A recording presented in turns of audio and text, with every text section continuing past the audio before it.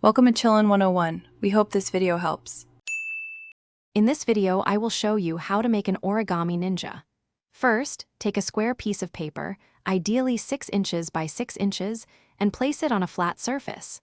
Next, fold the paper in half diagonally, pressing firmly to create a sharp crease. Unfold it, then fold it diagonally again in the other direction. These initial folds are crucial for establishing the base of your ninja star. Now, let's create the 2 identical modules that form the ninja star. Fold your paper in half horizontally, then unfold. Repeat this vertically, then unfold. Next, bring 2 opposite corners to the center crease, forming a kite shape. You'll need to make 2 of these exact modules from 2 separate sheets of paper. This step is essential for the star's interlocking design. With your 2 modules ready, it's time to assemble your ninja star.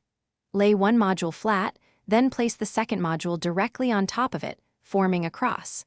Carefully fold the points of the bottom module over the top module. Then, tuck the remaining points into the small pockets created by the folds of the other module. This interlocking action secures the 2 pieces together. To finalize your origami ninja star, take a moment to gently flatten all the folds. This ensures a tight and secure fit, preventing your star from coming apart.